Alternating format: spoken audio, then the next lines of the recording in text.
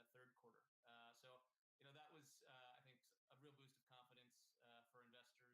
And again, I feel like execution is an overused word when you're talking about management teams, but these guys really have done a very, very strong job. Yeah, you affirmed your buy rating on Lyft, raising your price target to $66 from $58 a share. I wonder how much importance should be stressed about that profitability goal and target being achieved here, because you talk about cost-cutting measures that they did in the latest quarter. Impressive to see that loss coming in 150 million, better than consensus estimates at 190. What are the long-run implications of that, though? Is it easy for a company like Lyft to just turn the switch back on when things are getting better? Or is there a dent in the growth prospect moving forward? Yeah, it's a good question. I think it's something that investors are debating for a lot of different technology companies who've also cut costs over the course of the pandemic. In Lyft's case, so far it seems as though a lot of the costs that they've taken out probably don't need to come back and probably won't come back. Now, marketing spend will certainly kind of increase as revenues scale, and you're going to see some promotional spend kind of pick up as again revenues pick up and economic activity opens up. But a lot of the fixed cost stuff, this was a company that was private for a long time. Was flush with VC money before it was public. I think there were a lot of instances where in the past maybe they just kind of threw people at problems, and this kind of pandemic has enabled them to reset. CFO last night talked about kind of taking the cost structure down to the studs. And I think a lot of the the cost savings that we're seeing now will prove kind of durable, is maybe a good word to describe it, and that sets up, I think, an interesting opportunity for the stock, presuming that the revenue kind of picks up when the economy reopens up. Yeah, the company pointing to $360 million in cost savings last year as a result of some of the moves they made during the pandemic. Lyft has for long resisted this pressure to get into other channels of revenue, particularly in the delivery business. We've got Uber reporting after the bell today. That's one company that has, at least for now, appears to be really doubling down in the eat space. Does it make sense for Lyft to at least seriously consider that as another potential arm of the business? Or do they stick to the narrative that they have had since the very beginning of the company, which is about solving transportation solutions? Yeah, so I think the last night it was pretty clear that the original sort of vision of the leaders and the founders of this company around disrupting personal car ownership, transforming transportation, making transportation more of a service than people buying these sort of inefficient and clunky and vehicles. That really, I think, is they're sticking to their knitting, I guess is what I'm trying to say. There was a lot of talk about that last night, about the future of autonomous, how that's going to play in. I think they do see an opportunity to have an interesting role to play in online delivery. They're still being very cagey and vague about the details. It is not going to be a Uber Eats clone business or a Grubhub clone. You are not going to be scrolling through menus in your Lyft app and ordering food. But I think what they see is an opportunity to partner with local businesses, and not just restaurants, and maybe not even initially restaurants, but local businesses, local retail businesses, and help them with basically e-commerce logistics outside of these high commission online delivery platforms like the Grubhubs of the world, the Uber Eats of the world. So an interesting kind of potentially sort of B2B play, I think, is sort of emerging for Lyft. Yeah. But I think the core knitting is still retro. Yeah, Lyft a little more cautious on that front, potentially just sort of dipping its toes in the water, so to speak, by just seeking out those partnerships you pointed to. Tom White, it's good to talk to you today, analyst at D.A. Davidson. Let's turn our attention back to the markets right now with Marco Papic. She is Clock Tower Group Chief Strategist. And Marco, let's stick with the earnings theme here, because we've been sort of dissecting a number of these companies reporting. Sort of a thread that we're seeing more and more companies guiding now, talking about sort of this optimism coming along with the acceleration of the vaccine distribution. What kind of narratives have you been watching in the companies that have reported so far? Well, I think the main narrative is that there is both the opening of the economy, but also the fact that there is a massive fiscal stimulus that's still coming down the pipeline. Even though from the previous stimulative efforts in 2020, we have about $1 trillion worth of cash that hasn't been distributed by the government. So if you think about that, there's 3 trillion potentially that's going to come down the pipeline. And I think that's what's really important, and that I think the market is not really considering, is the fact that this stimulative package will pass through reconciliation procedure, which in the past has been used for profligate stimulative efforts, but mostly tax cuts. So this is really the first time that the government is going to use reconciliation procedure to pass through a stimulative effort that's mainly just spending. And I think that once policymakers get a taste of this, there'll be more coming down the pipeline, which will almost ensure that we close the output gap and that the growth surprises to the upside. So I wouldn't be surprised if we see nominal growth in double digits in 2021. On the monetary side, though, there's still a lot of concerns out there on the inflation front, and what could happen there. We've seen commodities catch quite the rally, the dollar weakening here. You say oil prices could surge to $80 a barrel by the end of the year. Talk to me about what you're seeing on that front and what investors should keep in mind when it comes to inflation. I think the most important thing is how is the Fed going to react to what's clearly going to be an inflationary spike in Q2. I mean, clearly. It's a rate of change thing. It's a mathematical certainty that we get it because of what happened last year. And they already have an excuse. We already know they're going to claim it's transitory. I think that the sequence that we should be thinking about from a macro perspective is this. Inflation is going to surprise in Q2.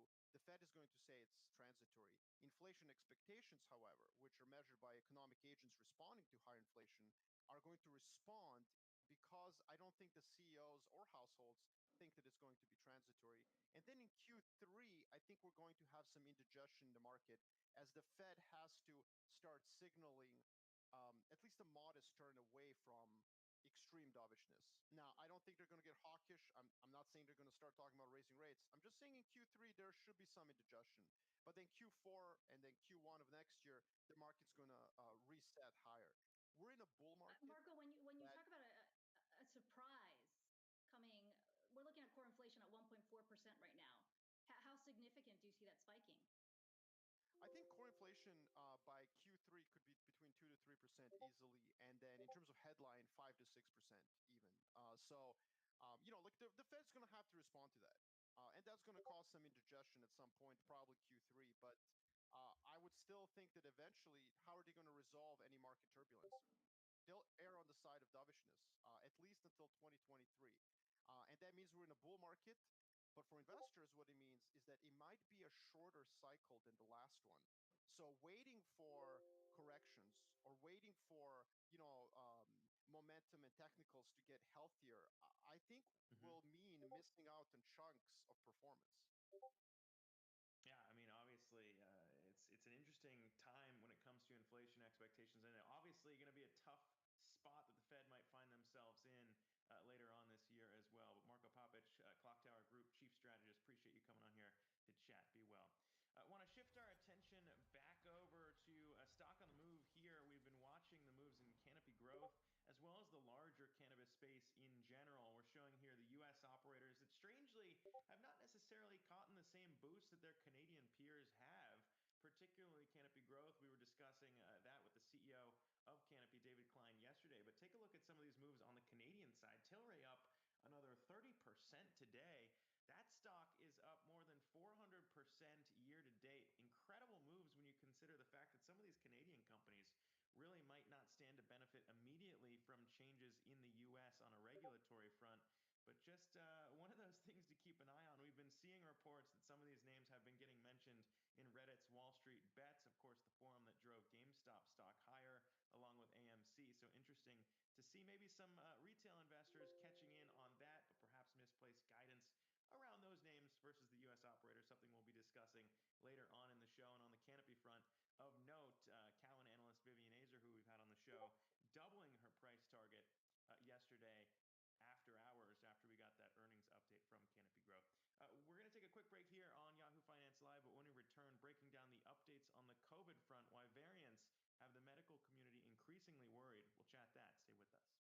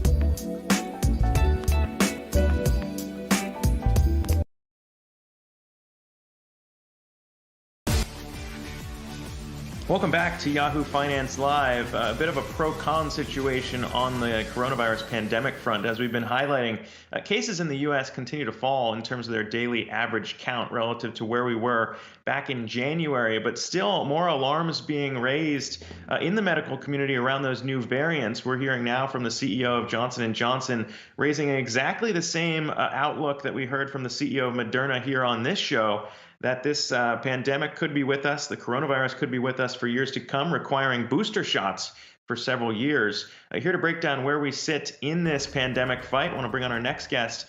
Dr. Neda Fadol joins us right now, Associate Professor of Infectious Diseases at the University of Nebraska Medical Center.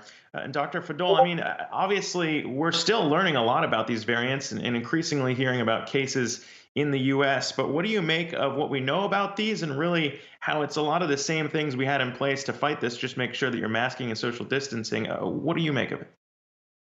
Well, thank you for having me. I think the important point to recognize is that while the cases decline, and while we're seeing the biggest decline we've seen in the trajectory of COVID-19 so far, the cases still remain higher than what we've seen during wave one, during the surge that we saw during the first wave. And we're still seeing a lot of death from this virus. So even though we're seeing a decline, I think it's a little too early to celebrate and say we're making victory. It's a little too early for states to relax their control measures because we might end up losing a lot of the gains that we made against this virus, because the truth with this virus is that the more it spreads, the more it mutates, and mutations lead to viruses which are more contagious and can spread much easier in the community. So that's what I mean by losing these gains. The other danger of mutations is that we might end up with a virus that is resistant to some of the vaccines that we have right now and some of the therapeutics that we have right now. And that's really going to be alarming. So it's going to take a lot for the science to keep up with the mutations of these viruses, because RNA viruses are known to mutate very rapidly. So we really need to be careful. We need to control the spread of this virus in the community. Well, I mean, even with some of those cautionary, tales that you've mentioned, we are in fact seeing states as well as cities relax some of those rules. To your point, here in New York City, indoor dining set to begin on Valentine's Day. What's likely to come out of something like that, as we see sort of this tension we've seen throughout the pandemic, which is on the one hand, health experts warning, caution, and on the other hand, just this frustration of sort of being restricted for such a long time, whether that is at restaurants or just being asked to stay at home? Yeah, I mean, this has been really challenging for us, to be honest, as infectious disease doctors and public health specialists, because we feel like that we're the Debbie Downers. We're the ones who are constantly telling people to stay home, to be careful, but we're saying that for a reason, because we really want to go back to normal, and we want to go back to a good normal. We don't want to go back to a normal where we lost a lot of family members and friends along this journey. So that's why we're saying, I know people are tired. I know we want to go back to normal. I know Valentine is coming and we want to have fun, but let's do it carefully. Let's do it very cautiously. It's really hard to tell people to stop everything right now, but we can still enjoy our lives, but do it with a lot of caution and a lot of care to minimize the spread of this virus while we're enjoying it. And doctors certainly have the right to be Debbie Downers as the ones who are dealing with, this on the front lines. But when we look at what would be, I hear your point on this being a critical time period, because it seems like, you get those vaccines out while they're effective, you reduce the amount of cases and you protect and save lives at the same time. But when it comes to the progress on that front, considering now that we are watching these variants, how important does it become to really throw everything you can in terms of effort in getting those doses out into the arms of Americans right now? Yes, it's absolutely critical. It's very critical that we get vaccines to people who need them. And it's very critical that we have equitable access to vaccines for those people who are outside of the healthcare system, who don't have access to internet, to computers, where they can go to the state website and sign up. We need to get the vaccine to them rather than wait for them to come to get the vaccine. So access and equity in distribution is very important right now, especially considering that minority communities suffered the most from this virus. So we need to do everything possible to make sure the vaccine gets to them and not wait for them to get to the vaccine. And also dispelling a lot of the myth around vaccination in these communities and using the right resources to help get them the right information so they can make informed decisions. Yeah, education certainly still a big part of trying to get more and more people vaccinated. Doctor, you mentioned in the commercial break that this is the new flu. When we're talking about the virus itself, what exactly do you mean by that? And how do you think people should be looking at the coronavirus in the long term, even if we get past the peak, the most difficult stage? Is this virus going to stay with us for a very long time?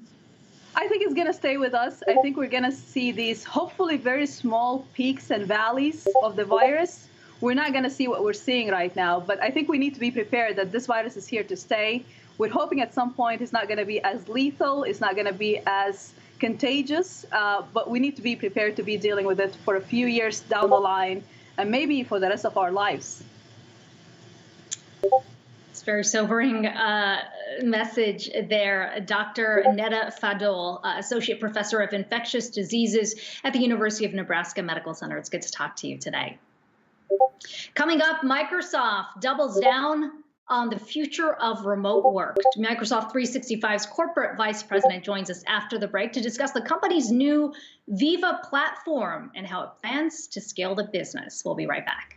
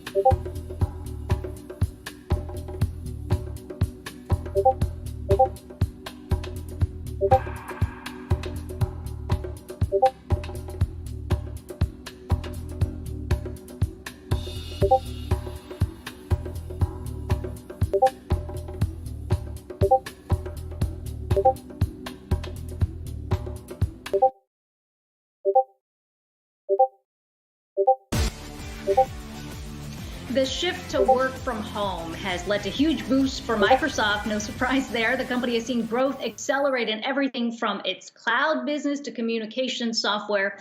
And now it's doubling down on the remote workspace with a new platform. Let's bring in Jared Spataro. He is Microsoft 365 Corporate Vice President. We've also got our tech reporter, Dan Halley, joining in on the conversation. Jared, it's good to talk to you. It certainly seems like a timely discussion. Yesterday, another company, Salesforce, coming forward saying that they will now allow their workforce to work from home permanently. Microsoft has been on this track for a while, but walk me through sort of the bigger trajectory you see in this and why Microsoft is doubling down in the remote workspace. Yeah, sure thing. What a time. We see this as kind of the second big wave of digital transformation that's sweeping over business. The first one, we believe, started with the PC. It included everything from tablets to what we did on smartphones. What's happened during the pandemic, however, is that we've seen that kind of the physical space, the connection that people have has been removed. And companies still need to get work done. They still need to create an experience that binds people together, helps them to team. We have a great set of tools, including what we call Microsoft Teams, that provide kind of an organizing layer for that work to get done. But as we've been working with our customers, what we've seen is those tools alone just aren't enough.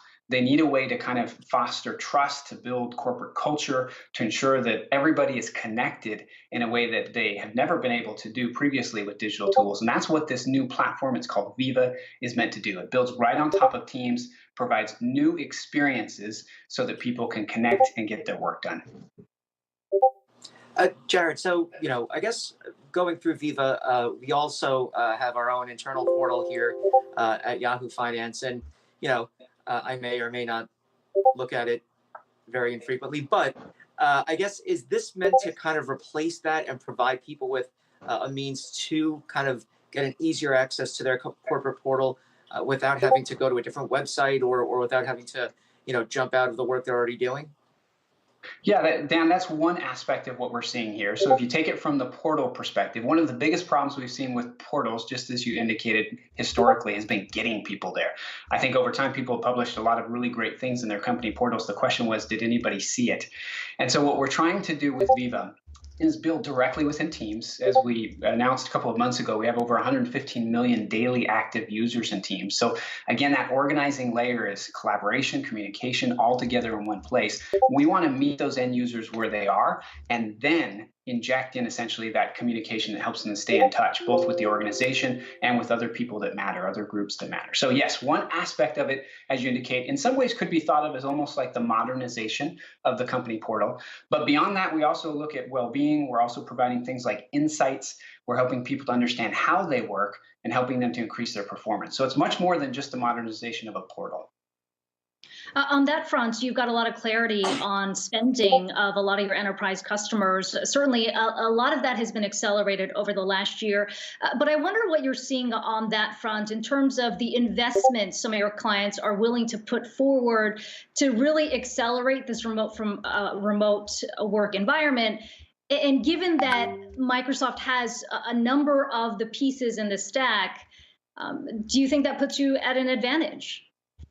Well, we certainly think there's an opportunity here. If we take a step back for a second and look at the market, we see that companies already are spending over $300 billion a year on employee experience. So thinking about just kind of how they help their employees get their work done. What we think will be durable post-pandemic in this second wave of digital transformation really is that idea that a lot of the employee experience is going to need to move digital. And the big question is, what's the platform? How do you do that? How do you do that on an ongoing basis? So we look at that $300 billion worth of spend. We think we can help make that more efficient. We can help people create kind of this new layer that will bridge between someone working at home, someone working at the office, and everything in between. That's what Viva is meant to do. So yes, we certainly see an opportunity here. What's most important to us is really getting in the trenches with our customers, understanding what their pain points are, and helping them build up solutions. Jared, if I'm a regular employee and I'm using Viva, is there kind of a way that I can know what my office can see, what I'm doing? Does my office have greater insight into what I'm doing? In other words, am I kind of being spied on at any point, or is it just different than that? Boy, that's one of the first questions that comes up, particularly as it relates to what we call insights. So again, Viva has a module that's called Viva Insights. The idea here is that we provide two things through Insights. One is almost like a Fitbit for the individual at work. This allows them to kind of see how they're performing and how they could improve their performance. So as an example, it might say to me, hey, it looks like your calendar's pretty full with meetings. Do you have enough focus time to actually get your work done? It kind of just prompts those types of things, almost like a digital assistant that really is focused in on what I'm doing every day. The second part, as you indicate, is that we take those signals, things that are happening across the organization, and we aggregate them up and allow managers and leaders to see the different trends that are happening in the organization. One simple example there is we can see if people are starting to work more after hours than they have against a previous baseline. Now, the good news is, privacy is very important to us. We believe those data-driven insights will be key to improving performance over the long term. But we also believe that privacy is just a fundamental human right. And so the way that we're protecting it within Viva is we always make sure that the insights are aggregated and de-identified when they're seen by someone around or above you. And we don't aggregate or de-identify until we have at least 10 different sources, so 10 different individuals that we're aggregating together. And that idea of aggregation, de-identification helps us to ensure that we are able to protect people's privacy. Jared, last question from me here. In terms of this work from home environment, obviously a bit of a pro-con. You can work from wherever, a lot of flexibility, a lot of upside. The con would be, you know, by the same token, you never really leave the office. You got Teams, you got Slack everywhere you go. Your own surveys points to burnout in the pandemic. And if I was any more burnt out, I would be in an urn. So I feel the frustration here. But what does Viva do to maybe protect people on the burnout front? Yeah, just picking up on that theme, over 30% of people say that they have an increased sense of burnout after the pandemic started. So we definitely see that. If I look at what Viva does here, the well-being insights are really meant to help you with burnout. And in particular, we have some really interesting features that are being introduced. One is a virtual commute, as an example. You may think that you don't miss your commute at all. It turns out that the research shows us that a commute is a really good way to kind of ramp up into your workday and a ramp up out of your workday to kind of have a buffer there and make sure it doesn't bleed into the rest of your life. And so a virtual commute provided by Viva just allows you to take that time to really get your head set. I'm about ready to start work. What do I need to accomplish? What is in front of me? And then when you're ready to stop, to say, hey, I'm going to put a boundary here. What am I going to do the next day, tomorrow? So as funny as it may sound, some of the things, the kind of patterns that we see previously, we still want to help you do so that you can maintain your own well-being and not burn out. Very interesting stuff. Jared Spataro, Microsoft 365 Corporate Vice President. Appreciate you coming on here alongside Yahoo Finance's Dan Howley. Thanks to you both, and be well. We're going to take a quick break here on Yahoo Finance Live, but when we return, breaking down the moves in Bitcoin, where our next guest, Mike Novogratz, says we could see 100,000 a coin. We'll chat that. Stay with us.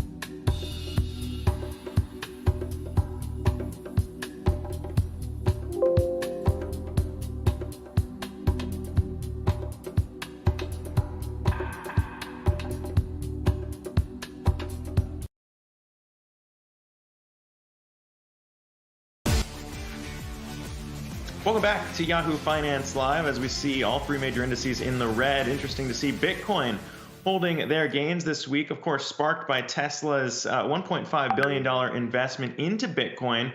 And our next guest says companies joining in on that move could spark another doubling of the crypto, in prices jumping up to potentially $100,000 a coin. Very happy to welcome back to the show Mike Novogratz, a man who gave up his cushy life running a family office to found and become the CEO of Galaxy Digital. He joins us right now. Mike, thanks again for coming on, man. I know we've talked a lot about Bitcoin being digital gold, and a company like Tesla putting it on its balance sheet is an interesting hedge away from cash, but you also talk about it being quite a big marketing boost. So what are you hearing from execs maybe looking to follow Musk in doing the same thing, to say, look, we believe in the potential of Bitcoin? Well, listen, I think you now have Jack Dorsey, Michael Saylor from MicroStrategy, Elon Musk, have all put Bitcoin on their corporate balance sheet. We did it 3 years ago when we went public up in Canada. And so, three becomes a movement in general, right? And so Michael Saylor actually hosted a conference with like 2,000 corporate CFOs and CIOs, CEOs last Thursday, where he laid out exactly what MicroStrategy did on how they thought about and went long Bitcoin on one day. And then the second day, he had guys like me come and talk about what our companies could do for these guys. And, you know, you put 2,000 people, at times there were 10,000 people on the line. Somebody is going to say, hey, that seems like a good idea.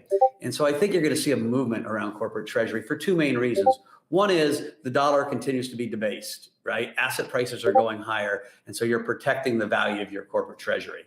Now, in general, corporate treasuries are shorter term duration. And so you wouldn't be advocating to put all your money into Bitcoin. But I think you'll see CFOs put some of corporate treasury in Bitcoin. What I also talked about was listening to your customers, right? Bitcoin and cryptocurrencies are the currencies of choice for Gen Z, for millennials, for younger people in this country.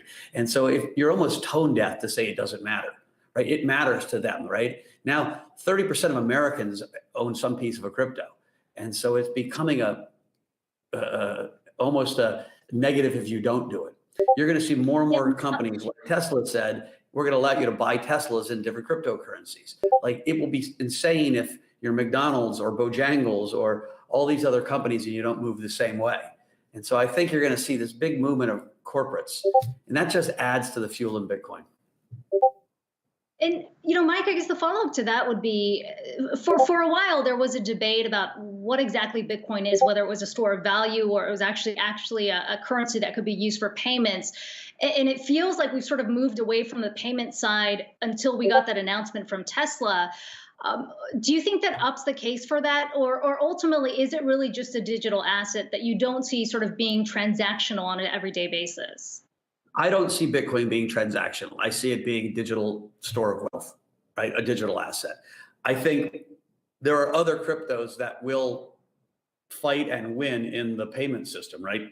Bitcoin is going to come out with Diem, which is a US dollar-backed stable coin, and they're going to try to dominate payments, right? There's USDC. There's all these coins that look and feel just like dollars because they're basically dollars wrapped in tokens. That are going to come and participate in that. What's unique and why that's positive for Bitcoin is it's the same wallet, right? We're going to move from a world where your money's held in a bank account to where it's held on a wallet on your phone. And not just your Bitcoin, your stock certificates will be there, your tickets to concerts will be there, and your money will be there that you used to transact in. And you'll be able to flip, you know, seamlessly between them all. That's coming. That's where the big battle is going to be. That's why PayPal got involved, right, with their 330 million users. And so one of the most interesting things to watch over the next 3 years will be that fight over payments. Well, I want to get into, you know, the decentralized finance space too, and particularly payments a little bit later on in our interview. But I also want to go back to kind of that idea, because Bitcoin, as you've talked about so often, you know, the social construct around it has really been what people have bought into. You know, the idea that this is a stable thing. If you want to go with the digital gold route, which I would agree, payments necessarily haven't played out the way that some people had talked about earlier on.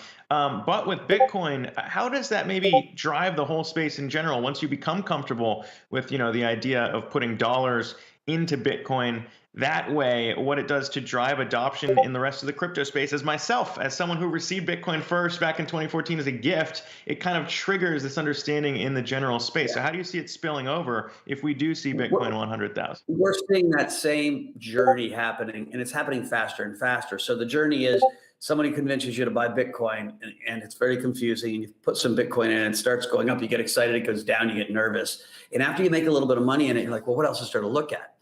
And then you start looking at Ethereum. And Ethereum has got a different use case than Bitcoin. It's right building this global decentralized supercomputer that processes information on this big blockchain, right? Processes and verifies information. And so you're like, wait a minute, the world's going to be built on this. And so then people put some money to Ethereum. And then the final step is what's going to be built on top of it? Oh, all these projects. We're going to have driverless banks. We're going to have driverless insurance companies. We're going to have, if you think about what DeFi is, it's the driverless bank. And so, you know, there's a little more risk on each step of the way because we're a little bit more less mature, right? Bitcoin's got a mature macro asset now. It's in macro portfolios all over the world. There's no there's no changes to the Bitcoin protocol that are going to be happening anytime soon, right? So you know what you get. Where Ethereum is still being built on the fly. It's being built at a rapidly accelerating pace as more and more people participate in it.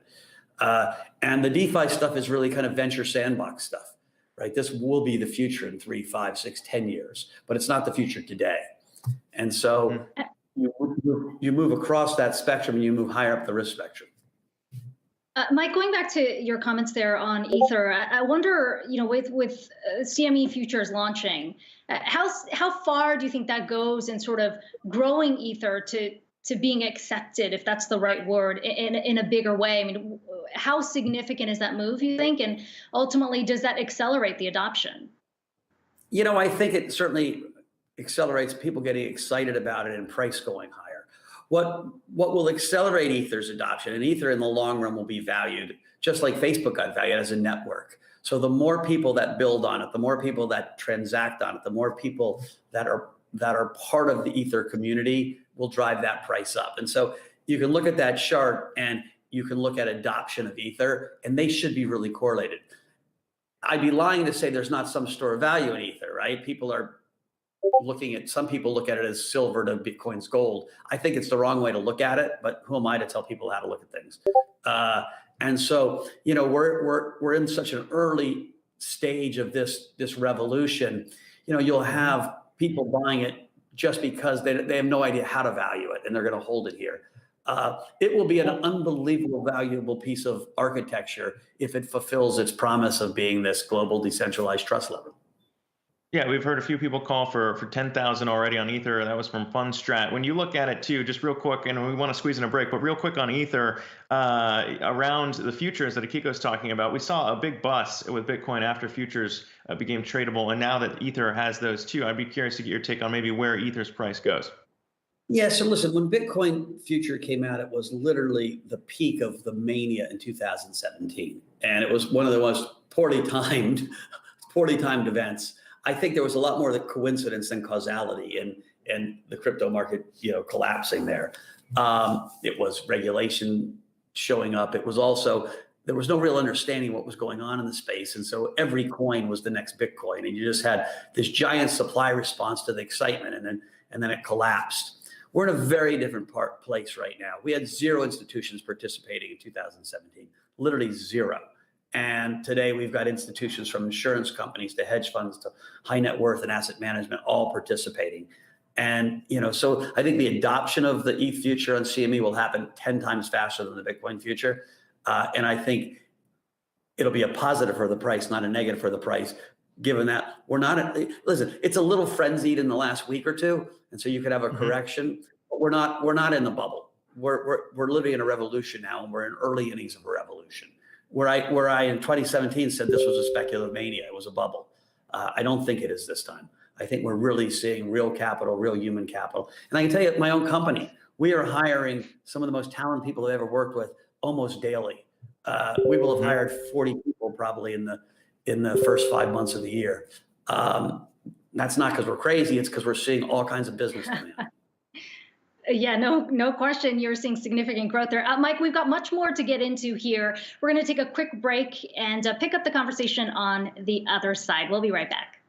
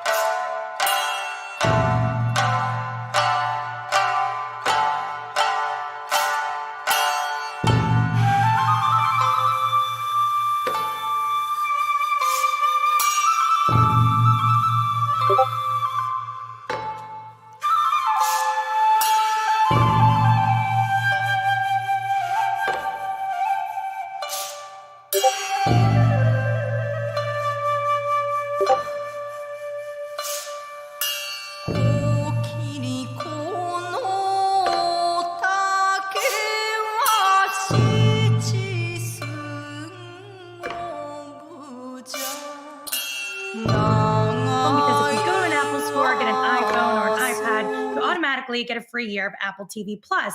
But reports say that they're having trouble converting those users into paid subscribers. So what can they do better here? You know, it is such a mystery to me. I think if Apple spent 1/4 as much time on content as they do on giveaways, they really could play. And they really have no excuse. I mean, listen, they have a $2 trillion market cap. They have $200 billion in cash, but they are still not in it with both feet. You know, they have really got to do the entrepreneurial thing, and they've got to walk up to the edge of the cliff and they've got to jump. Right now, they have the highest churn rate. You can't keep replacing people. You've got to give them a reason to stay. This is absolutely a game of what have you done for me lately? And Mandalorian is not going to hold people forever. Well, what's interesting is that you know, in our earlier discussions on this, you've raised that Netflix had a secret weapon in this, right? And that it was that they were squarely focused on streaming. And we raised that when we were talking about what Disney could do. If there was one area that maybe they've proven a lot of people wrong, is that apparently they can focus on streaming, especially maybe it's because their parks are closed, but they have really focused in on it. They've delivered some pretty serious results. To Ali's point on the Apple side, maybe there is some truth to that point where, you know, if the attention isn't there, it's not going to work to take on a Netflix. What's your take on that? No, I completely have the deepest respect right now for Disney, because when we began speaking about this, which was almost prior to the Disney launch, I said that Netflix's advantage was that they were focused on streaming, whereas Disney was distracted by theme parks and cruise ships. But they have really demonstrated their in. I mean, if you look at their investor day from a few months ago, they have really said from now on, content is going to be targeted first and foremost towards streaming. They've restructured their company to focus it on streaming. They've said they're going to defer dividends to be able to focus more on streaming. But, you know, this is really in my opinion, a pretty clever move, because what they're in some ways doing is emulating the Netflix playbook. We have the earnings announcement, of course, tomorrow. And I think what's wonderful for Disney is people aren't necessarily going to hammer them on what their earnings are this quarter, because Disney has said very much that they are just basically trying to put themselves in a position to ride this build out of the streaming business. They're saying that we're going to be in this recurring revenue business. And both of those are very strong statements. I mean, Disney has said that they're going to be at what, 300 plus million by 2024 when you take all of their services combined. I mean, those are pretty significant numbers. And Mark, how strong do you think the pricing power is at Disney Plus? We've seen more premium VOD options like Mulan and Soul come to the platform for that $30 fee, but is that sustainable in the long run? You know, I'm really not sure. I think eventually you're going to have to fall in line and have a standard monthly fee, which is in line with what you're seeing from Netflix and the other services. You're going to have some sort of bundle, pardon that term, where it does bring it all together. I'm really not sure how this excess fee for, you know, their big tentpole content is going to play out. It seems like a strange thing, but hey, that's what makes this fun, the opacity of it all. Mark, let's talk about your latest podcast here, launch. This Will Never Work. I mean, this is a really crowded space. Increasingly, it feels like, I mean, I consume a lot of podcasts, but it feels like we've sort of reached a saturation point here. Where do you think this is all going at a time where you've got sort of the conversational podcast, the news podcast, and then you've got the scripted podcast that seem to really be gaining momentum? How do you see this industry as a whole and its potential to grow even beyond where it is right now? Well, the first thing I have to say is I'm the first person who is saying, why on earth does the world need another podcast? And certainly, why do they need one from me? But what's happened is I've been doing what I've been doing for 15, 20 years, which is mentoring early stage entrepreneurs, helping them get their business off the ground, turn their side hustle into a real gig, turn their real gig into a sustainable company. And I do this with phone calls. I do this with Skype sessions. I do it on Zoom. And what's different is about a year ago, I began recording those calls. And I realized that not only am I helping these people, I'm actually creating something interesting. And what I wanted to do is have something that people could listen in as to how a small entrepreneur can make progress. These aren't interviews with people who have tamed the world. I'm talking to everyday people. I'm talking to people who have their feet on the ground starting out. And I think, as far as I can tell, there's not a lot of that. And certainly, based on the response I've gotten so far, I think I have tapped into something which is pretty interesting. I'm not looking to be the number 1 or 2 podcast in the world. I just want to create something which actually helps some people. And I think what I've done is going to work. As I said in the past, I love the book too. We see it in the background by the same name, That Will Never Work. And it's, you know, along the same lines, a lot of good tips in there for entrepreneurs. I'd be curious to get your take too on, you know, as a man who turned down, right, in the Netflix buyout opportunity or investment from Amazon, Jeff Bezos, kind of your take on maybe your advice to entrepreneurs who are maybe weighing the SPAC route. We've seen a bunch of those here to start the year over IPOs. What would maybe be your advice to people weighing that decision? Because there are some legitimacy questions around going the SPAC route versus the IPO. What's your take? I think a lot of people are going into these big liquidity events, and whether it's an IPO or a SPAC, it's the same. You really have to know what you want, and you have to be doing it extremely consciously. Just last night, I was advising an entrepreneur who was trying to judge that, and I said, if you have a very, very concrete reason for doing this, if you really need the currency, if you really need the capital, and those are the only ways to do it, and you can't get out with an IPO, then sure, an SPAC does give you some advantages in terms of being able to get the liquidity you're looking for. But quite frankly, going public, being a public company, restricts your ability to be versatile. It restricts your ability to take a few quarters to figure things out. It changes your ability to do what Netflix did multiple times in its past, which is walk away from a current business because you knew that was not the future in order to bet on something else. And I think that is the advice I'd give is, be careful what you wish for. These are dangerous things to buy into. When someone gives you money, they're not doing it because they like you. They're doing it because they want that money back, and ideally times 100. And Mark, keeping up with the theme of you being told that will never work, once you've actually started a business, what is the worst advice that you've ever received? Stay the course. One of the things people get stuck on is I've got to keep going on the hammer on this idea until I make it work. And certainly what I've learned over and over and over again is that there's no such thing as a good idea. And that if you take that first swing at it, if you try something and it doesn't work, you have to try something else. And it's all about falling in love with the problem, not falling in love with your idea. And over, certainly the people that I advise on the podcast, so much of it is, number one, get started. Figure out a way to take your idea and get it out colliding with the real world. But then the second one is, as soon as you learn something about why your idea is bad, move on. Well, Mark, I'm going to take that advice to heart, go listen to your podcast, and then potentially think about launching my own podcast, right? Because the space is not saturated enough. Mark Randolph, the co-founder of Netflix. It's always good to talk to you. Thanks so much for your time today. A pleasure being with you. Thanks a lot. Coming up, House impeachment managers begin their oral arguments in former President Trump's second impeachment trial. We've got a live report from Washington, plus the impact of President Biden's relief package on the business community overall. Boston Consulting Group CEO Rich Lesser will join us. That's after the break.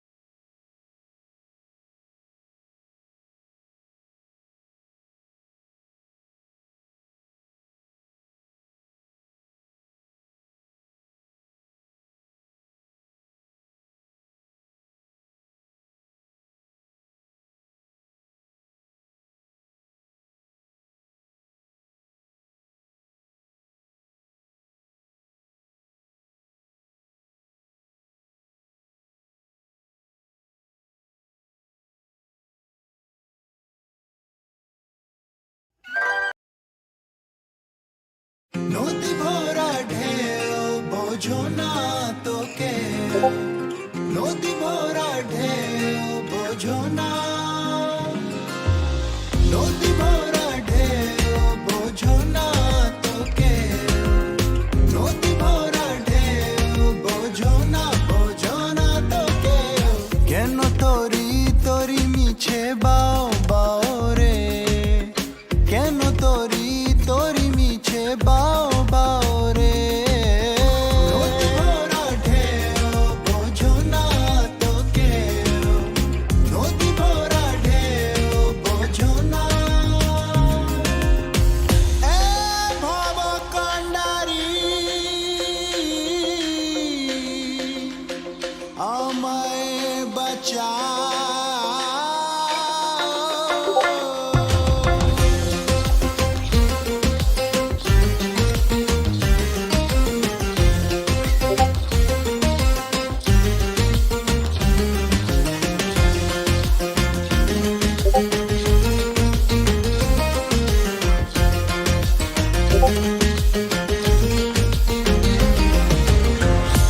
জানো না কেন ধরো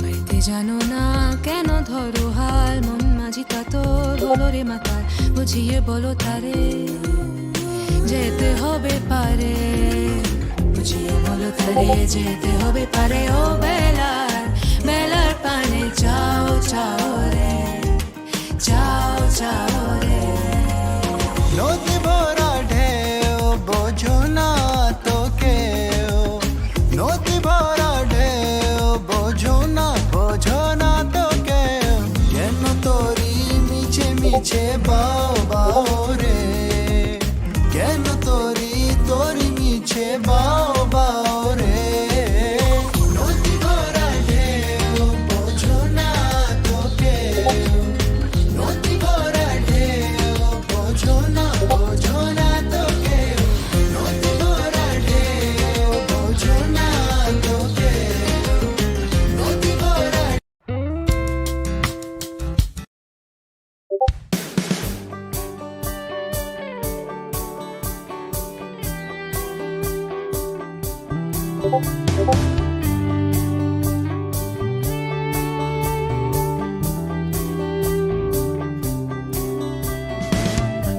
I swear I've seen your face somewhere, sometime, someplace.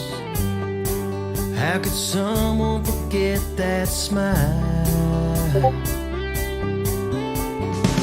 Well, I've been waiting patiently to get knocked off my feet. Then you walked into my life, and just like that, consider it done. My prayers have been answered. I found the one. God must be smiling down on me. It feels like love at first sight. I see it's growing old when I close my eyes. Yeah, any fool can see that I'm looking at the girl of my dreams.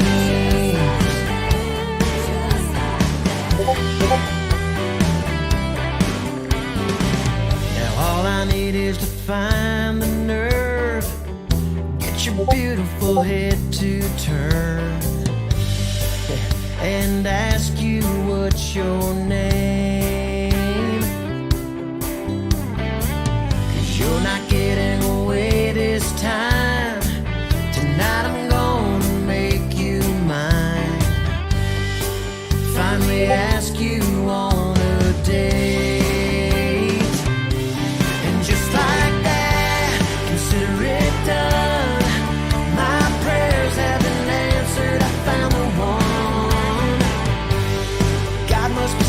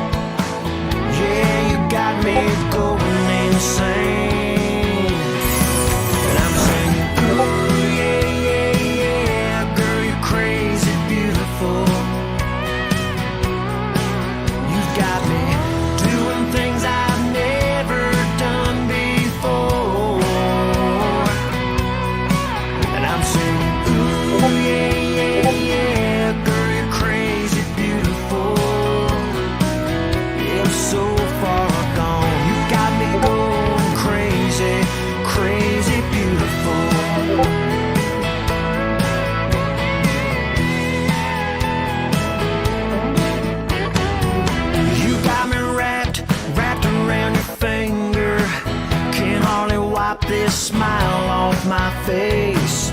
You got me dancing, dancing like Johnny Cougar, moving and shaking, shaking my hips all over the place.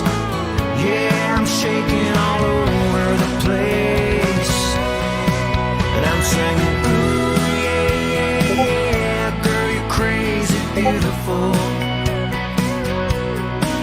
You've got me doing things I've never done before,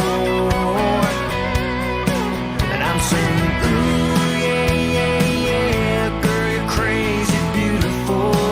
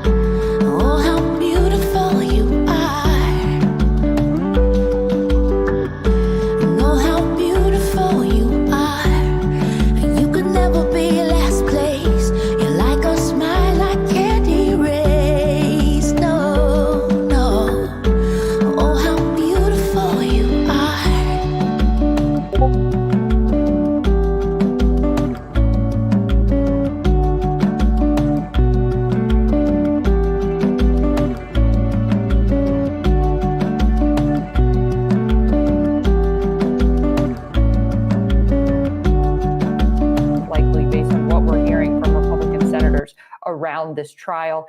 Each side has 16 hours to present their case. We don't expect them to use all of that time at this point, but we'll keep you updated on how things play out throughout the week. Now, Jess, that's not the only thing that's been happening on the Hill, but I want to go and take a quick break right now before we get some more updates out of Washington.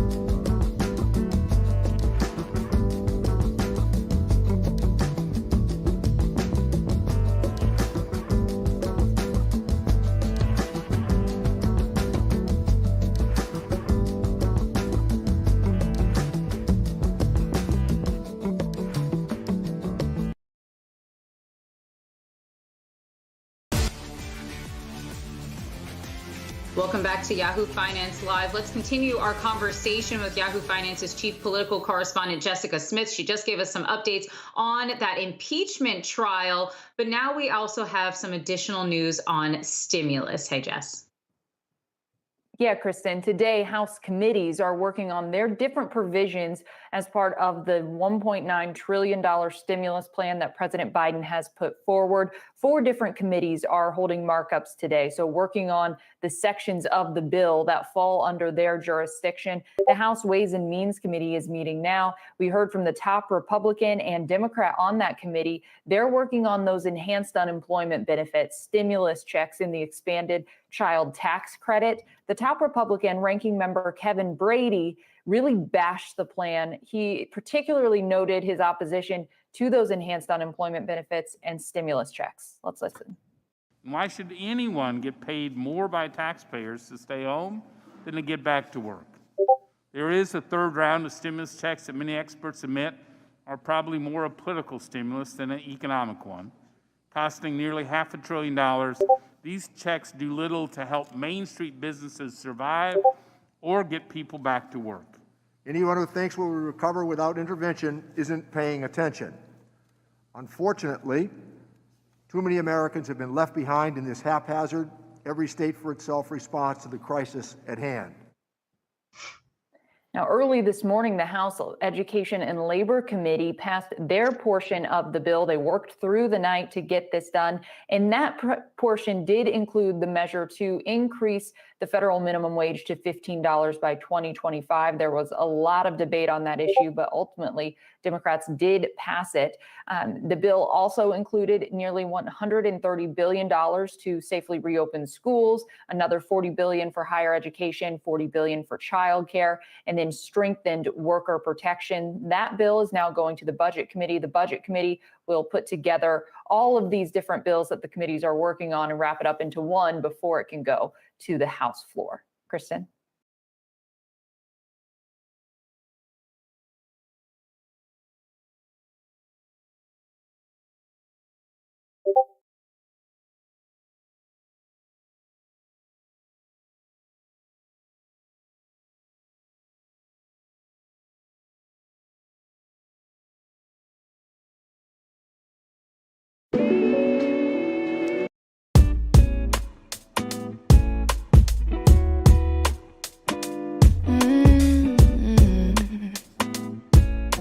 billion. Coffee stains along your collar, but you wear them proudly.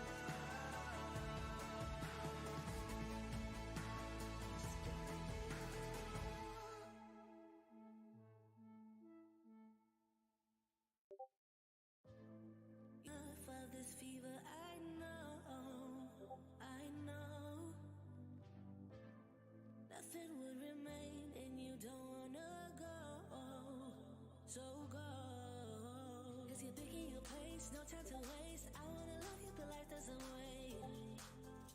You can't stay here and waste away. You need to taste every mistake, fall out and get up again and again. Again and again and again and again. I'll be with you always. You don't need to be afraid. And I'll meet you up, I'll meet you at the end. I'll be with you always. You don't need to be afraid. I'll meet you at the end.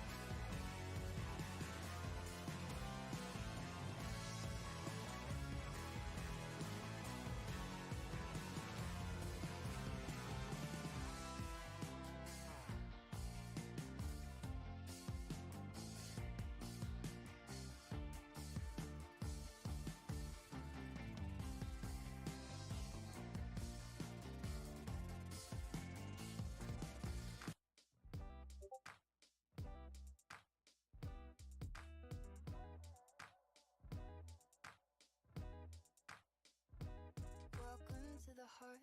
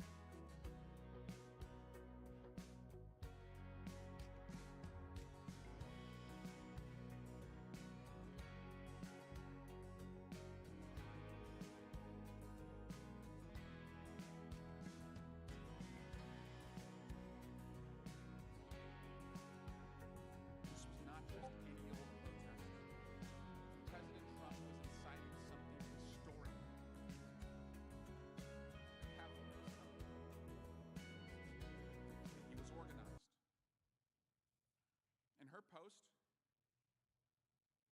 Miss Lawrence tagged Kylie Kremer, the organizer of the event, whose post we just saw President Trump retweet. Again, you see, this is all connected.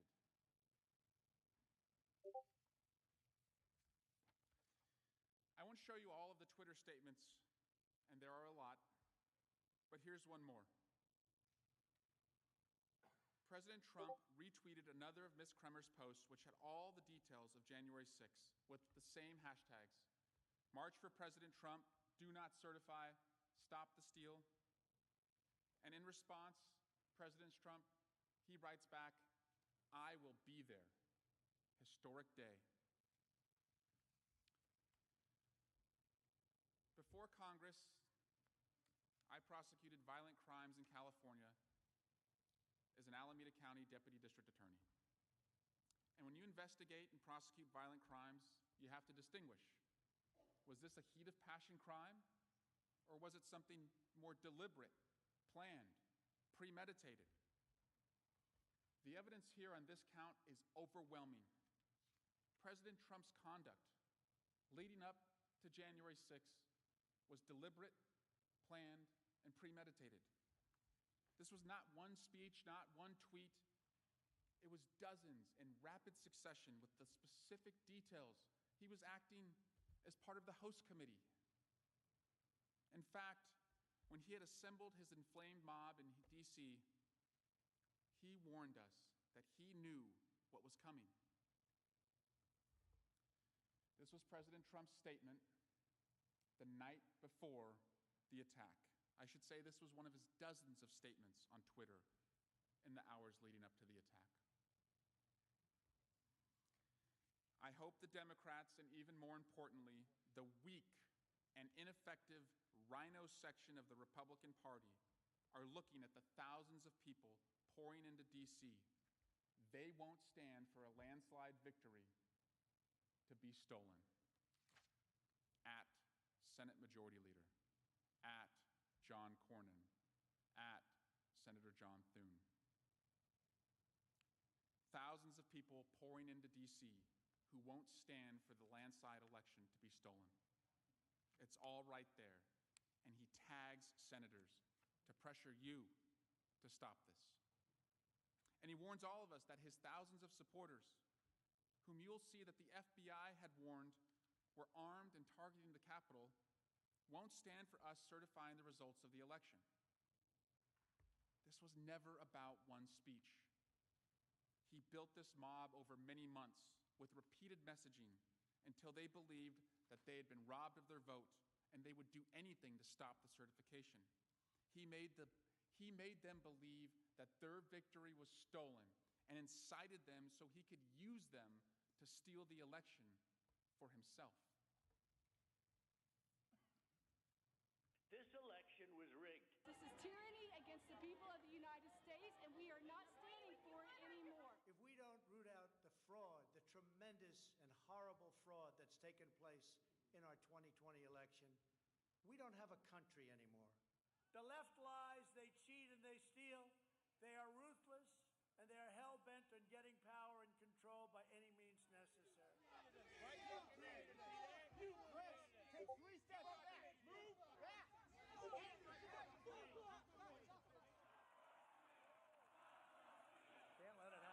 Can't let it happen.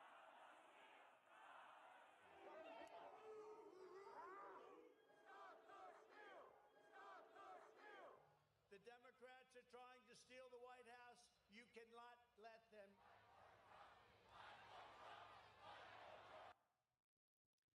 Can't let it happen. Never concede. Fight. He told them in speech after speech. These crowds were ready to fight. This is what President Trump was inciting. He foresaw what was coming, and this is what he deliberately led to our doorstep on January 6th. I want to be clear. During this trial, when we talk about the violent mob during the attack, we do not mean every American who showed up at President Trump's rally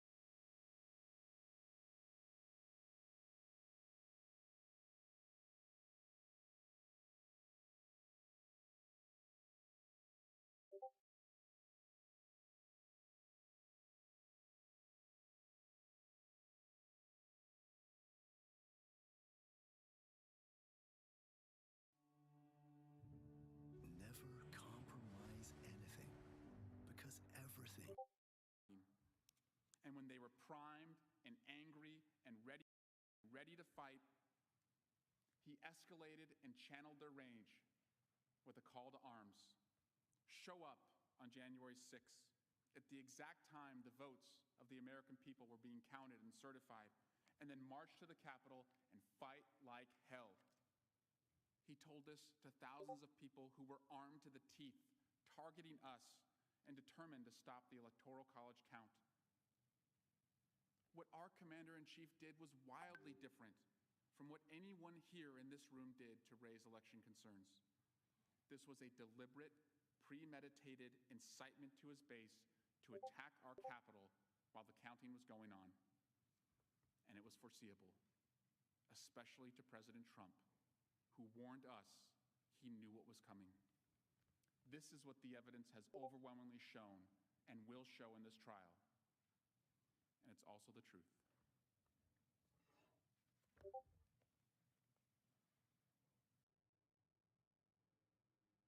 Mr. President. The Majority Leader. I ask unanimous consent the Senate recess for a 15-minute break. Without objection, so ordered.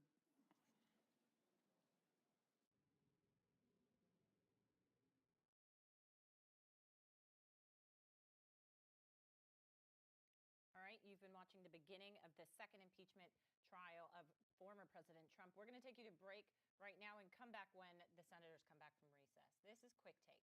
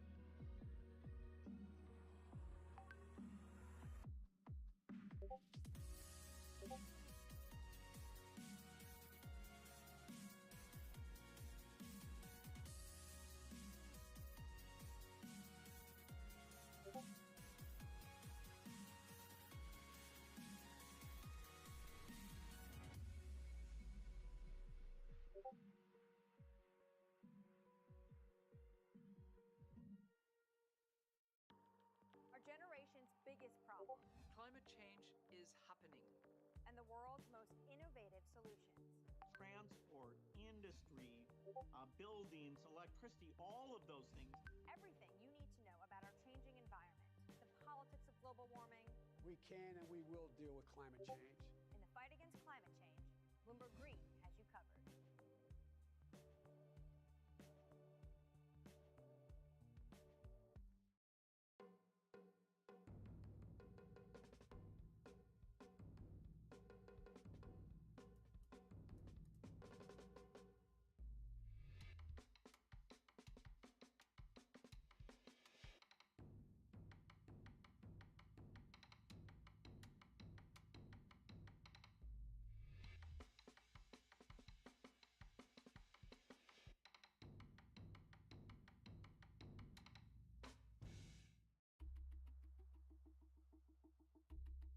$567,715.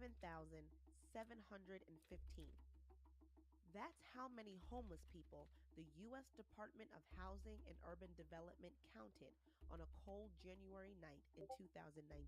More than 500,000 Americans are homeless on any given night. But on the West Coast, the problem has grown worse in recent years. Things haven't improved with the COVID-19 pandemic in 2020. Homelessness is on the rise in America.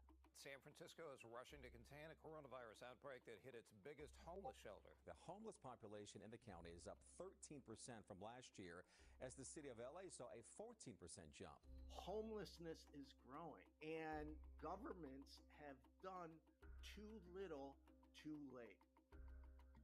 There is no doubt that the homeless are stigmatized, and all too often we conflate the issue with mental health, or we just blame the victim.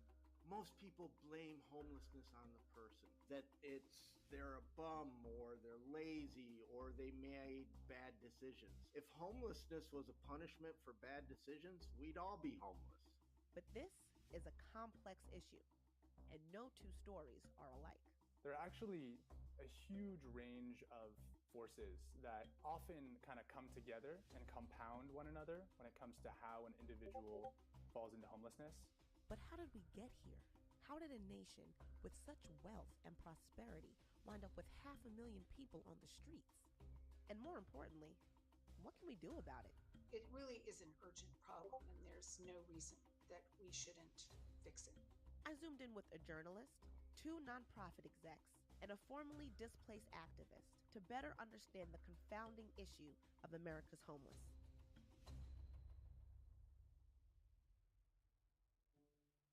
Before we can understand American homelessness, we need to know a little bit about its origins. In America, a lot of scholars look to the period immediately following the Civil War as the emergence of homelessness. A lot of veterans were returning from the war and returning to very overcrowded, industrializing cities that were very short on housing. Ever since then, there's been a population of people in America who have not necessarily fit into the sort of standard economic narrative.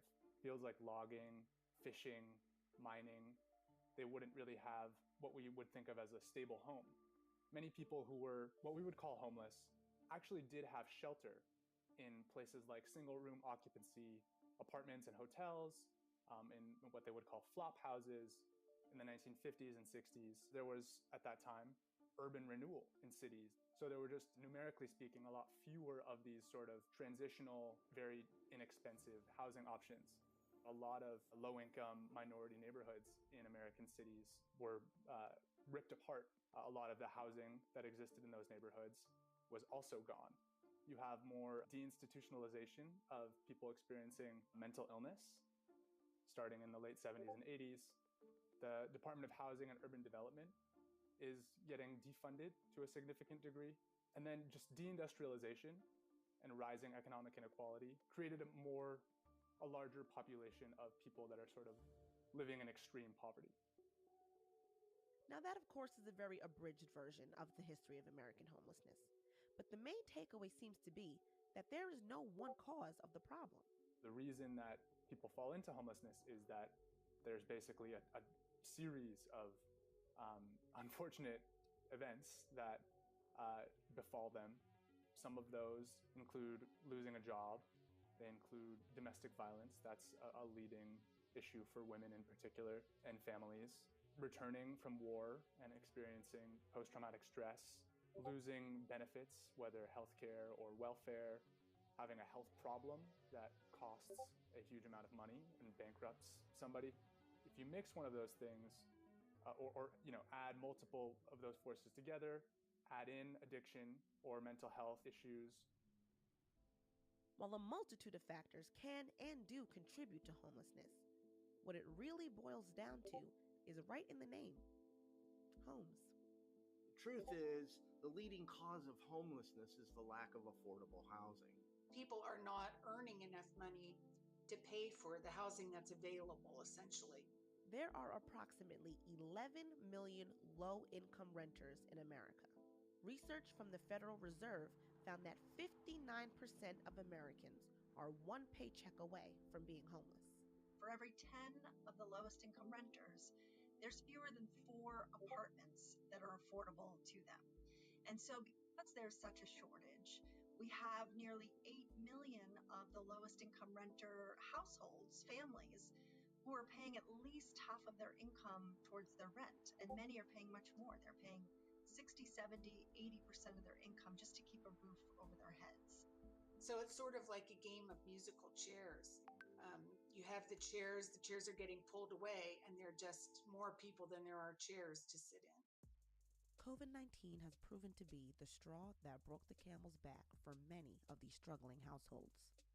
I would say that COVID-19 has exacerbated the underlying crisis of affordable housing and the tremendous racial disparities in who is most harmed by the housing crisis. When you have such limited income to begin with, and you're paying so much of it to keep a roof over your head, you are always one financial shock away from missing rent and potentially facing eviction and, in worst cases, becoming homeless. So for many of these same households, the coronavirus is that financial emergency. They've lost jobs, they've lost hours at work, they've lost wages. It's harder than ever for them to cobble together what they need to make rent. A Columbia University economist predicted a 40 to 45% increase in homelessness by the end of 2020. This is due to both the newly displaced as well as the strain COVID-19 has put on existing homeless communities. COVID has definitely had an effect on the homelessness system. Shelters have had to follow the CDC guidance on social distancing. So they've essentially had to decompress or thin out their shelters. They can't serve as many people. Often they're serving half the number of people that they used to serve. But there is a silver lining here. COVID-19, while devastating, has demonstrated what's possible when we mobilize to help the most vulnerable among us. There's also now a lot more creative thinking around what to do to create more housing and more opportunities for safe places for homeless people to stay. There's been more of an embrace of sanctioned encampments, which are essentially places where local governments set up security and bathrooms and facilities to help and then allow homeless people to come. The other big thing is hotels were emptied out because tourists disappeared during COVID. And so a lot of cities started housing homeless people in those empty hotels. Hundreds of men have moved from homeless shelters to a fancy hotel. I called the Lucerne Hotel. They said they are not taking reservations until at least December. It seems like that was a pretty successful way to actually prevent mass outbreaks among the homeless population. One thing the coronavirus has shown is that governments, if they want to, can work with homeless service providers and increase the urgency.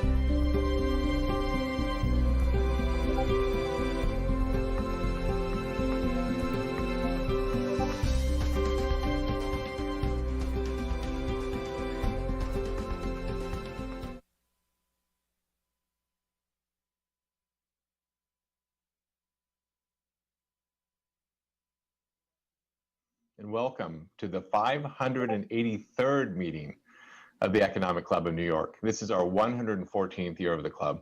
I'm John Williams, I'm the chair of the club, and I'm president and CEO of the Federal Reserve Bank of New York, and I'm honored to be here with all of you today. The Economic Club of New York is the nation's leading nonpartisan forum for discussions on economic, social, and political issues. Our mission is as important today as ever, as we continue to bring people together as a catalyst for conversation and innovation. I'd like to take a moment to recognize those of our 324 members of the Centennial Society joining us today, as their contributions continue to be the financial backbone of support for the club and help enable us to offer our wonderful, diverse programming now and in the future. A special welcome to members of the Economic Club's 2021 class of fellows, a select group of rising next-gen business thought leaders. We'd also like to welcome graduate students from Rutgers University, NYU Stern School of Business, the City University of New York Graduate Center, Columbia Business School, and the Gabelli School of Business at Fordham University. Now, it's a great pleasure to welcome back my colleague and esteemed guest of honor today, Jay Powell, a chair of the Federal Reserve System.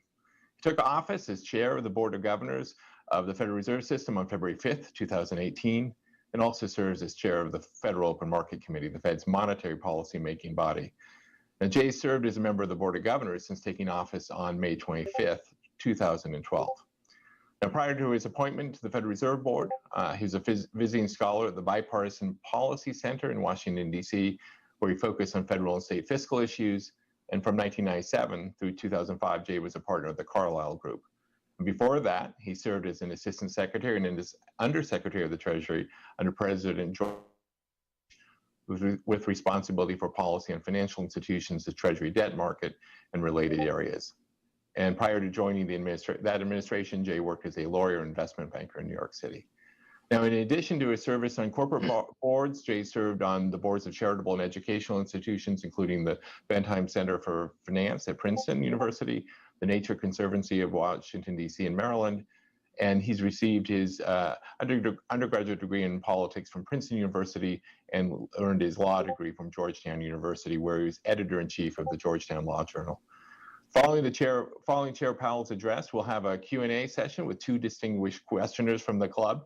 And as a reminder, this conversation is on the record as we have media on the line. So Jay, the virtual floor is yours. Thank you, and good afternoon, everyone. So today I will discuss the state of our labor market from the recent past to the present, and then over the longer term. A strong labor market that is sustained for an extended period can deliver substantial economic and social benefits, including higher employment and income levels, improved and expanded job opportunities, narrower economic disparities, and healing of the entrenched damage inflicted by past recessions on individuals' economic and personal well-being.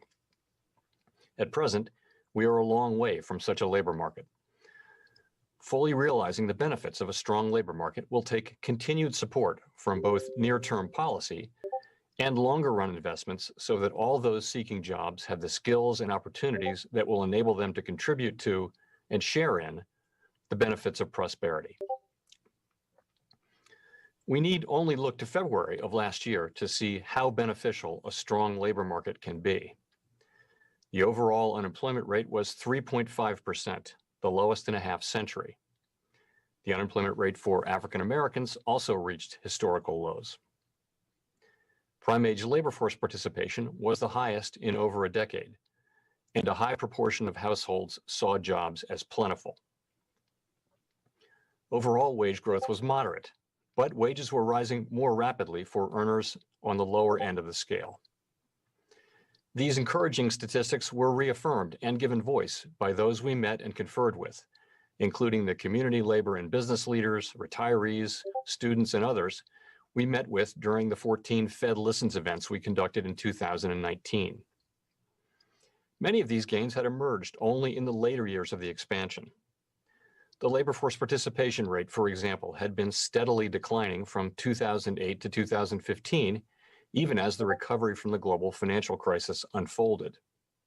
In fact, in 2015, prime-age labor force participation, which I focus on because it is not significantly affected by the aging of the population, reached its lowest level in 30 years, even as the unemployment rate declined to a relatively low 5%.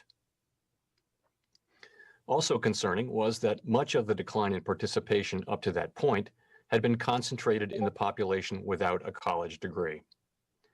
At that time, many forecasters worried that globalization and technological change might have permanently reduced job opportunities for these individuals, and that as a result, there might be limited scope for participation to recover. Fortunately, the participation rate after 2015 consistently outperformed expectations, and by the beginning of 2020, the prime age participation rate had fully reversed its decline from the 2008 to 2015 period. Moreover, gains in participation were concentrated among people without a college degree. Given that U.S. labor force participation has lagged relative to other advanced economy nations, this progress was especially welcome. As I mentioned, we also saw faster wage growth for low earners once the labor market had strengthened sufficiently.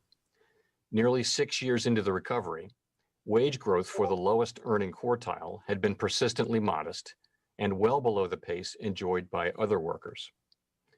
At the tipping point of 2015, however, as the labor market continued to strengthen, the trend reversed, with wage growth for the lowest quartile consistently and significantly exceeding that of other workers.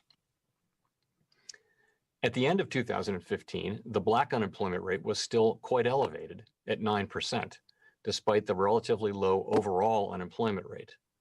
But that disparity too began to shrink. As the expansion continued beyond 2015, Black unemployment reached a historic low of 5.2%, and the gap between Black and white unemployment rates was the narrowest since 1972, when data on unemployment by race started to be collected. Black unemployment has tended to rise more than overall unemployment in recessions, but also to fall more quickly in expansions. Over the course of a long expansion, these persistent disparities can decline significantly, but without policies to address their underlying causes, they may increase again when the economy ultimately turns down. These late-breaking improvements in the labor market did not result in unwanted upward pressures on inflation as might have been expected. In fact, inflation did not even rise to 2% on a sustained basis. There was every reason to expect that the labor market could have strengthened even further without causing a worrisome increase in inflation were it not for the onset of the pandemic. The state of our labor market today could hardly be more different. Despite the surprising speed of the recovery early on, we are still very far from a strong labor market whose benefits are broadly shared. Employment in January of this year was nearly 10 million below its February 2020 level, a greater shortfall than the worst of the Great Recession's aftermath. After rising to 14.8% in April of last year, the published unemployment rate has fallen relatively swiftly, reaching 6.3% in January. But published unemployment rates during COVID have dramatically understated the deterioration in the labor market. Most importantly, the pandemic has led to the largest 12-month decline in labor force participation since at least 1948. Fear of the virus and the disappearance of employment opportunities in the sectors most affected by it, such as restaurants, hotels, and entertainment venues, have led many to withdraw from the workforce. At the same time, virtual schooling has forced many parents to leave the workforce to provide all-day care for their children. All told, nearly 5 million people say the pandemic prevented them from looking for work in January. In addition, the Bureau of Labor Statistics reports that many unemployed individuals have been misclassified as unemployed.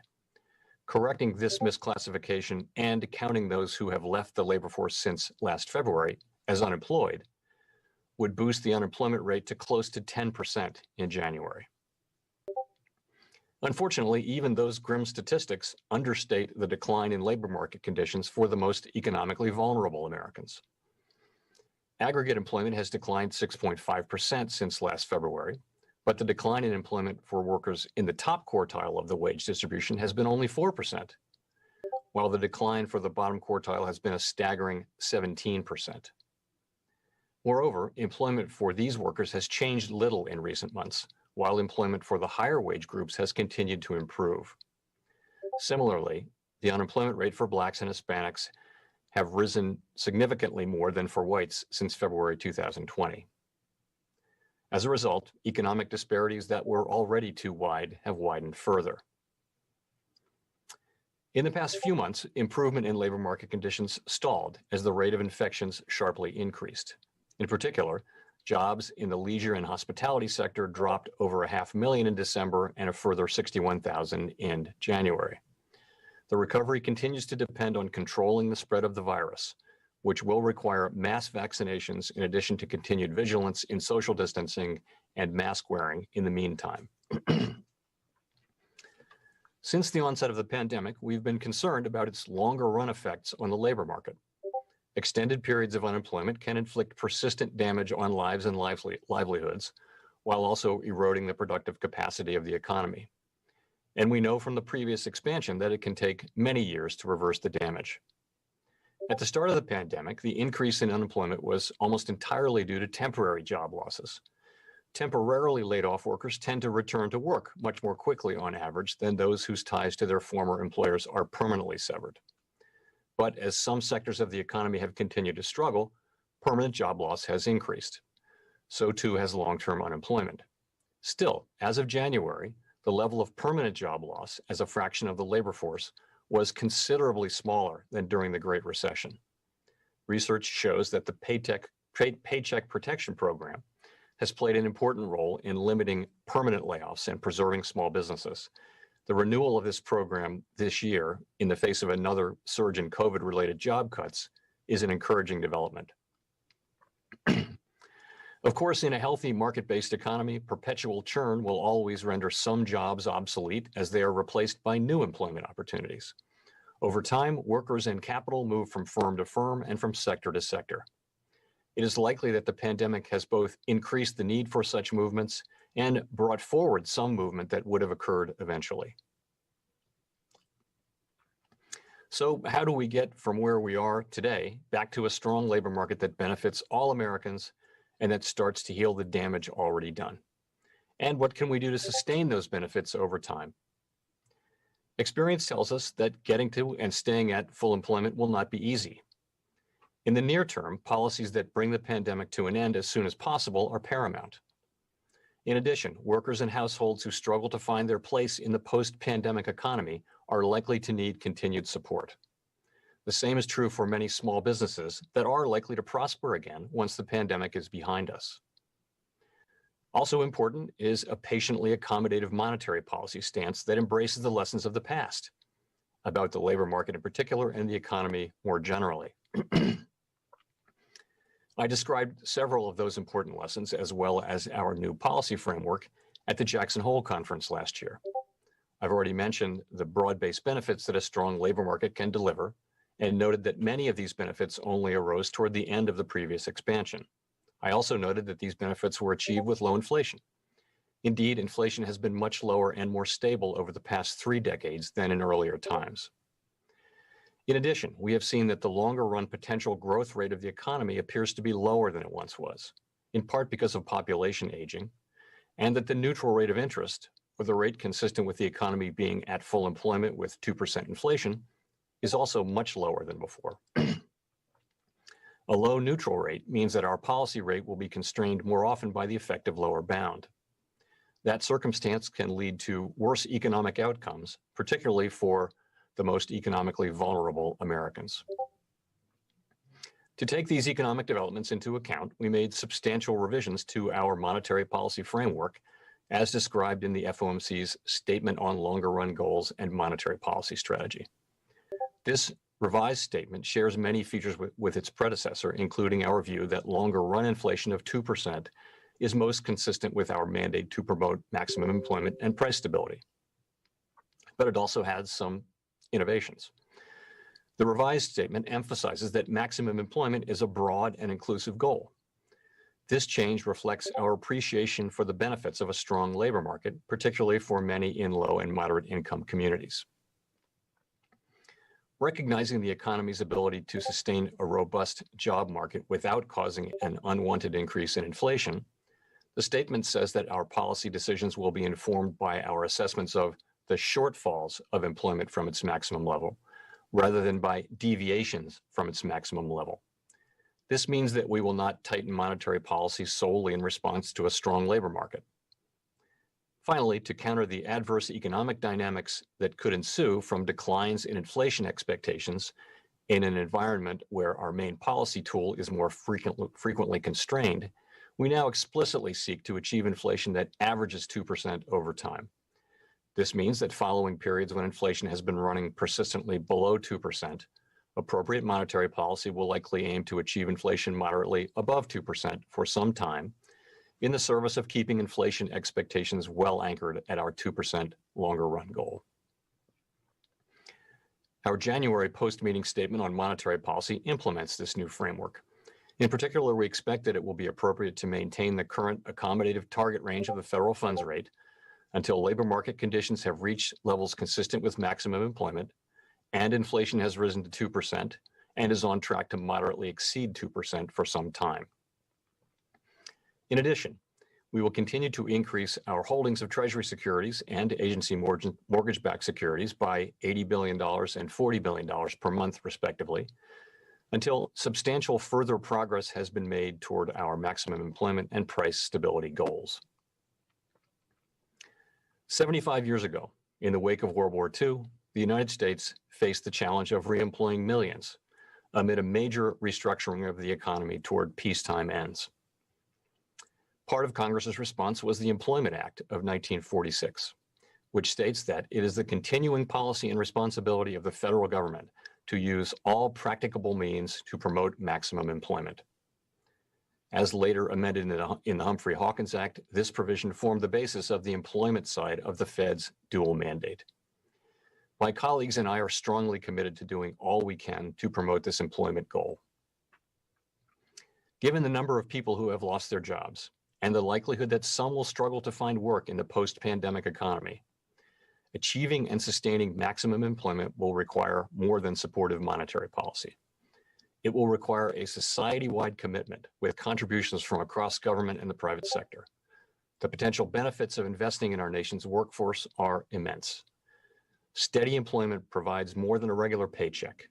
It also bestows a sense of purpose, improves mental health, increases lifespans, and benefits workers and their families.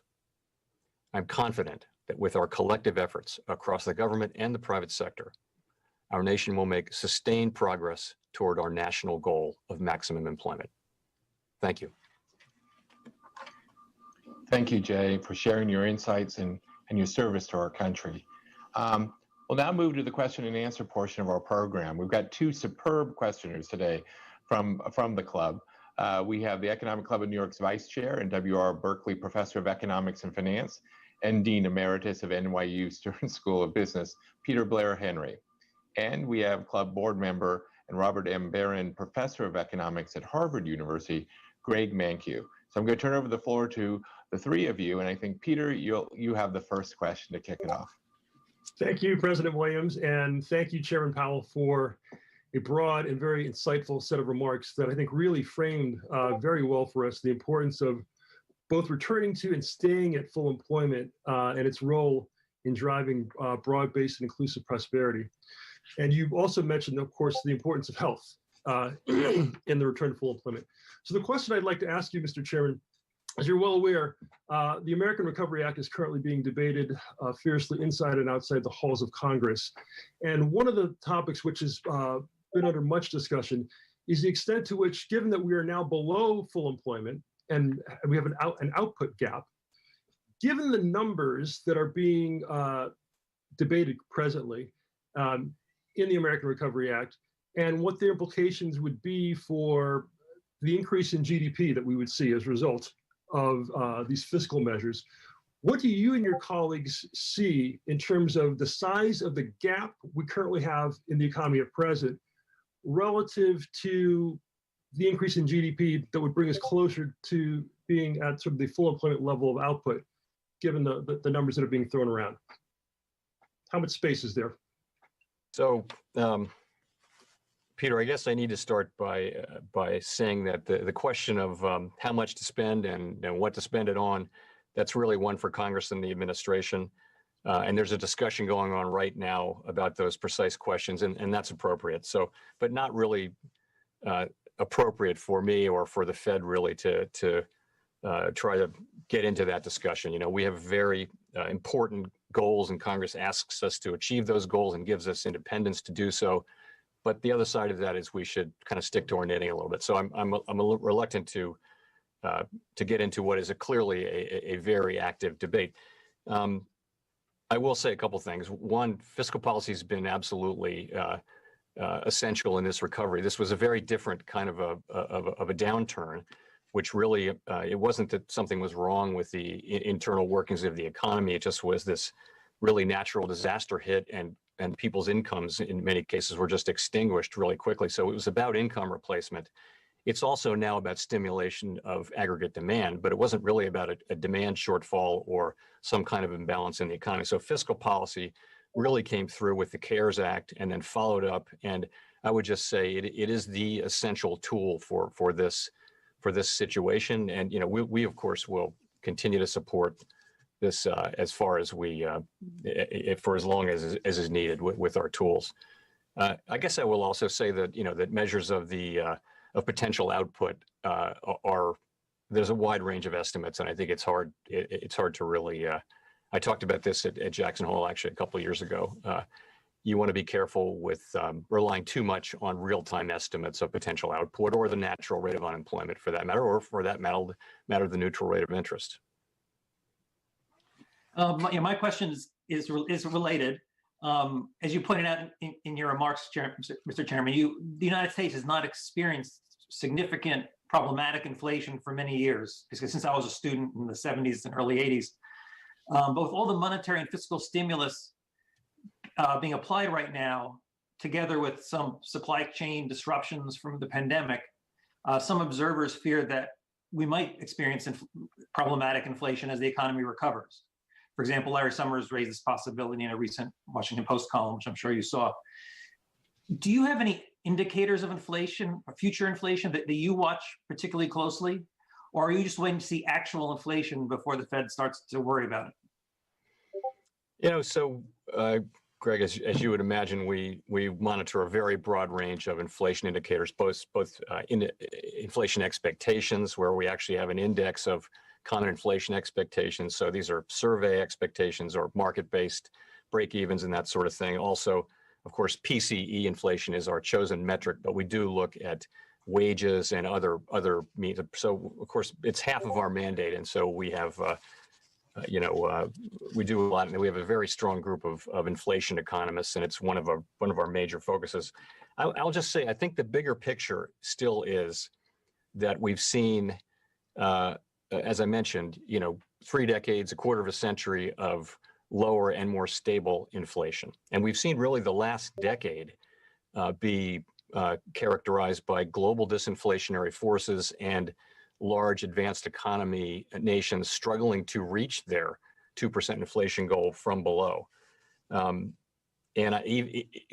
that, I think, is the broader setting. In addition, the pandemic itself has produced lower inflation readings, driven at the beginning by collapsing demand for in certain particular services.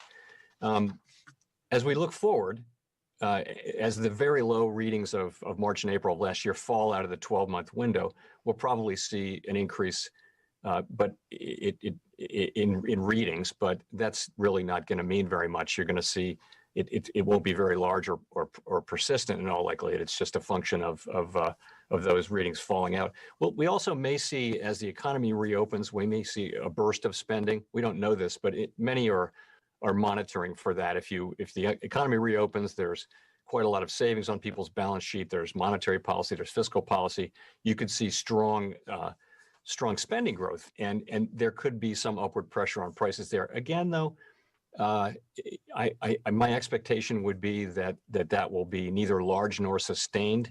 We have had inflation dynamics in our economy for, as I mentioned, 3 decades, which consist of a very flat Phillips curve, meaning a weak relationship between high resource utilization, low unemployment, and inflation, but also low persistence of inflation critically. If you go back to when you and I were in college, you had a steep Phillips curve, but you also had the situation where if inflation went up, it would stay up because expectations were not anchored. And so people would expect inflation, and that would make it go up, mean that it went up. So we have very low persistence and a very flat Phillips curve. Now, those things are not permanent. Nothing in the economy is really permanent. It will evolve over time. Inflation dynamics will evolve, but it's hard to make the case why they would evolve very suddenly in this current situation. So the last thing I'll say is you asked about actual inflation. So in fact, if you look at I described our new framework and our guidance, in major part, we are looking at actual inflation. We want to see actual inflation. And part of the reason for that is all during the long expansion, many of us, and that includes me, were writing down a return to 2% inflation and maybe a mild overshoot year after year after year. And year after year after year, inflation fell short of that. So we have tied ourselves to realizing actual inflation, for example. That's the way our rate guidance works. Is we'd have to see inflation reach 2%, not in a forecast, but actually. So we are looking for actual inflation. The last thing I'll say is, of course, if contrary to expectations, inflation expectations were to move up in a troubling manner, and that were to be sustained, or if inflation were to be at troubling levels and that were to be sustained, then we have the tools to address that, and we will, of course, use them. Sir Powell, you rightly talked about, and I think it's so important, the central role that health played in both precipitating this recession and the role that it's going to play in the recovery. And as you think about all the data that you look at and the changing nature of this recession, are there specific health indicators that you are looking at, your colleagues are looking at as new indicators, leading indicators of where the economy is structurally in the recovery? Well, yes. I think like many people, we're doing what other people are doing, which is trying to learn as much as possible about pandemics and the spread of COVID. And we talk to a lot of experts. Our staff are very plugged into outside experts, and we all read a lot. And I think it's just a very different kind of set of data that we're looking at. It's a very broad set of data. And we've been learning, of course. So we saw the first, the initial impact in March and April when the economy was largely shut down, set all kinds of records for a decline in employment and in economic activity. Then we had a spike in the South and the West in the summer. And, I think many of us were looking at that and thinking, oh, that'll leave a real mark on economic activity. And it was much less than expected. So as we've gone through and then the one in the fall, we expected a spike. The spike in the winter, fall, the late fall and winter has been very, very large. Of course, once again, big parts of the economy have just performed pretty well through that. If you look back at jobs have continued to be created in goods manufacturing and in many service areas. Of course, the places that are really directly affected by COVID are those that require people to gather together closely, travel, entertainment, leisure, hotels, all those things. And they are very strongly affected by it. So, so the last thing is, so what we'd all love to do is read enough that we could actually look ahead and say, we know when herd immunity is going to get here. And the truth is, that's not really something that any of us can do. The experts that we talk to will always say it depends. It's highly uncertain. So what we have in effect is a base case, which is fairly positive. And that is that we do reach herd immunity sometime in the middle of the year, and the economy performs quite well in the second half of the year. But our job, though, is not to replace Dr. Fauci. It really is to understand the implications for the economy. And in this particular case, the risks seem to be to the downside from a slower rollout of the vaccination or a less successful rollout of vaccination or from the new strains. So we monitor all of that. And I think our view is that we need to guard against those downside risks and make sure that we don't move to modify our policy. In other words, to even think about withdrawing policy support until we see that we're really through the pandemic, because there's just so much uncertainty. And it's a case where really a typical risk management approach to monetary policy, where you're looking at the base case, but you're actually managing to where the risks lie, which in this case we think are to the downside. I agree with you that fiscal policy has been incredibly important over the past 6-9 months. And appropriately so, it's been very active. But as a result of active fiscal policy, the federal government debt is now reaching historic highs as a percentage of GDP. Somewhat paradoxically, though, the budgetary cost of debt service is not high at all by historical standards, thanks to historically low interest rates. And that sort of brings me to the question, which is, might the impact of higher interest rates on the federal budget enter into the Fed's thinking about how quickly and how much to raise interest rates as the economy recovers? So the answer to that is clearly no. We're a long way from the situation where we would have to take into account the question of the federal government's ability to finance itself. That's in no way where we are. We set and we will continue to set our monetary policy stance to best achieve maximum employment and price stability. Federal budgetary issues do not enter and do not play a role in our deliberations at all.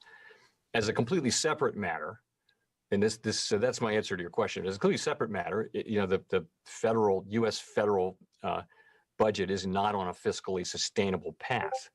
That's been the case for a long time, and it's certainly the case now. That's different from saying that the level of debt is unsustainable. It's clearly not. As you mentioned, you've got low interest rates. My own view is fiscal authorities will need to return to this question, and the time to do that, though, is not now, when the economy is weak, when we have 10 million people unemployed, and it's just not the right time to be focused on addressing those issues. That time is when the economy is strong, unemployment is low, taxes are rolling in. That time will come, but I would say it's not now. Chairman Powell, one of the things that we've learned over the last decade is that the Fed has more tools at its disposal than the textbooks originally taught us. During the financial crisis, as interest rates approached zero, people thought that the Fed was going to be sort of out of ammunition, and clearly the Fed has shown that it's not out of ammunition. And as you think about this important point you've made about the growing disparities in the labor market, certainly returning to full employment and the strategy you've outlined for allowing the economy to run at full employment is one way of addressing those disparities.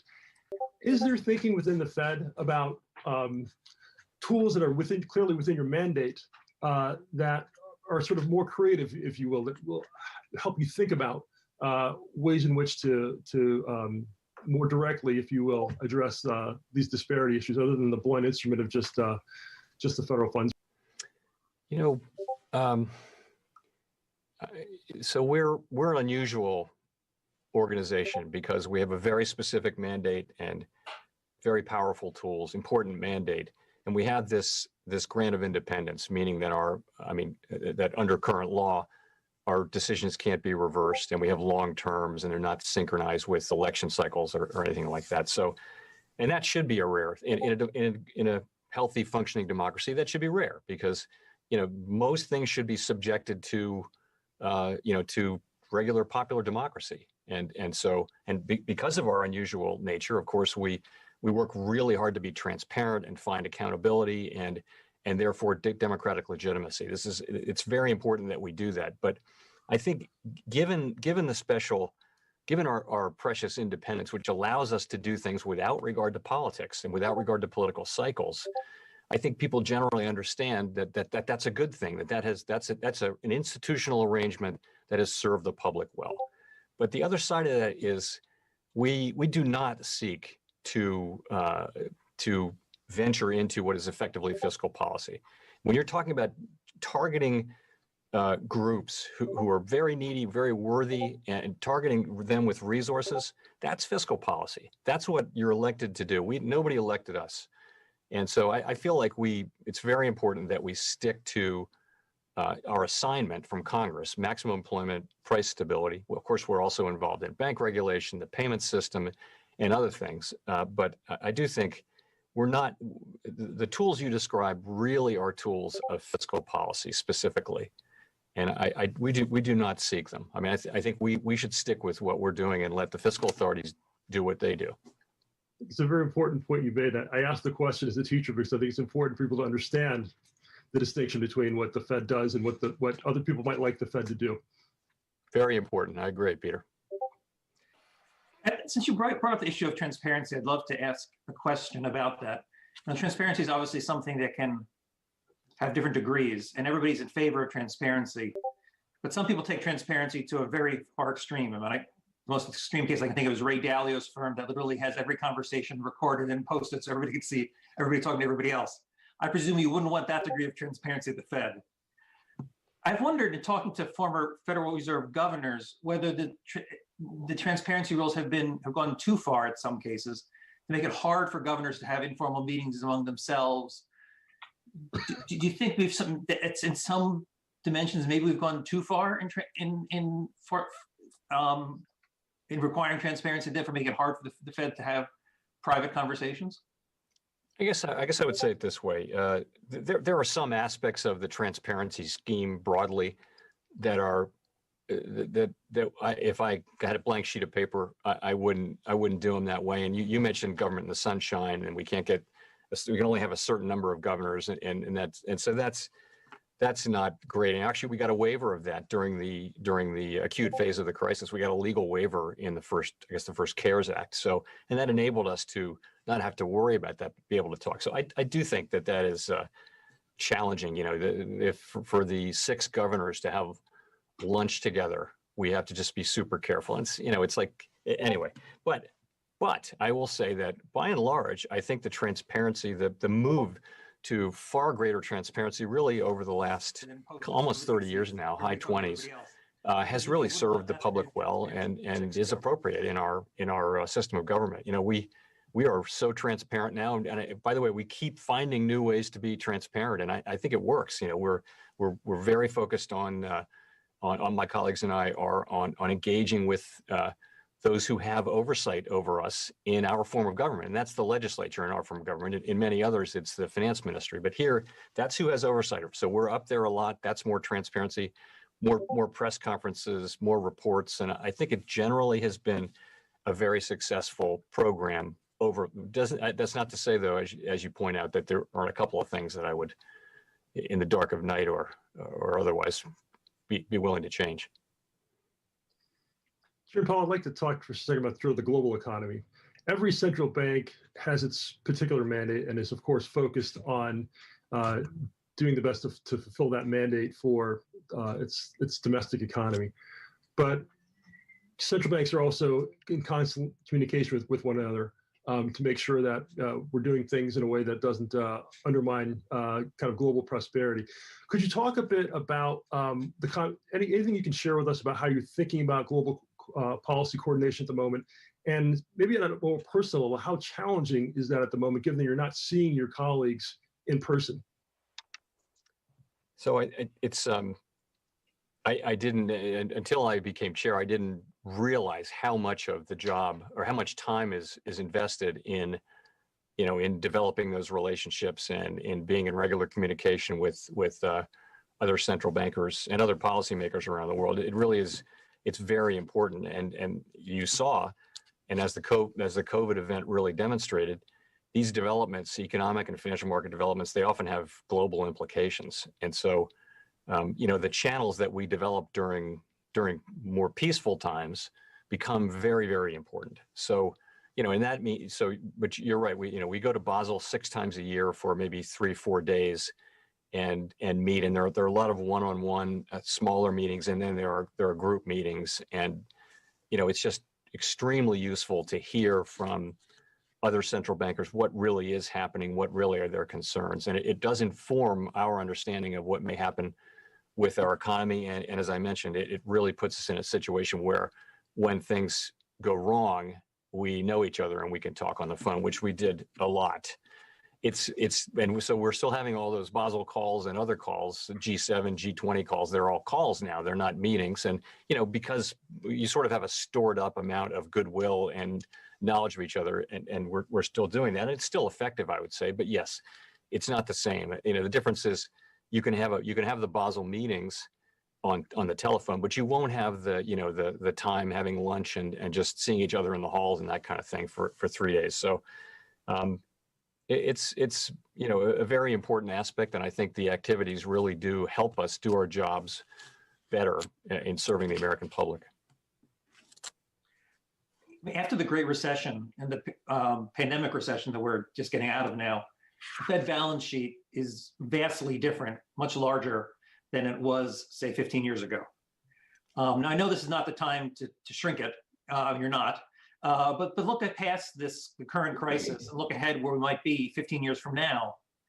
Do you envision the Fed going back to a smaller balance sheet, having a more modest role in financial markets as it did in the past?